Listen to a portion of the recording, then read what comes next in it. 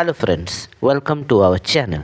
আমরা সাধারণত অ্যাসার্টিভ বা ইন্ট্রোগেটিভ সেন্টেন্সের ভয়েস চেঞ্জ করি, কিন্তু পরীক্ষায় যখন অপটেটিভ সেন্টেন্স বা আশীর্বাদমূলক বাক্য আসে তখন আমরা অনেকেই ঘাবড়ে যাই। আজ আমরা শিখব মাত্র একটি ম্যাজিক স্ট্রাকচার দিয়ে কীভাবে এই বাক্যগুলোর প্যাসিভ করতে হয়। অপটেটিভ সেন্টেন্স সাধারণত মে দিয়ে শুরু হয়। অপটেটিভ সেন্টেন্সের অ্যাক্টিভের ফর্মুলাটি হলো may plus subject plus verb plus object plus বাকি অংশ বা এক্সটেনশন।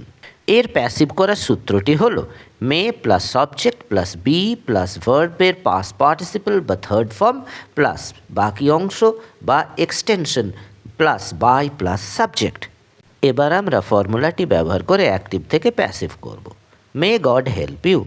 এই বাক্যে গড হলো সাবজেক্ট, হেল্প হলো ভার্ব এবং ইউ হলো অবজেক্ট।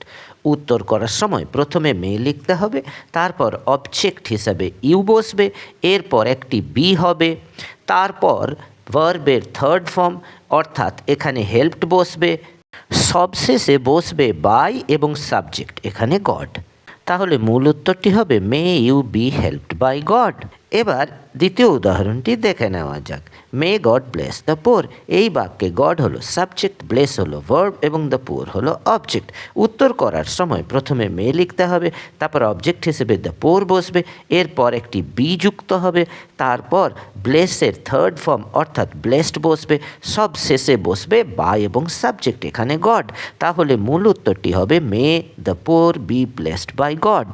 আজ এই পর্যন্ত, পরের ভিডিওতে আবার দেখা হবে। আশা করি আজকের পর অপটেটিভ সেন্টেন্সের ভয়েস চেঞ্জ নিয়ে আর কোনো ভয় থাকবে না।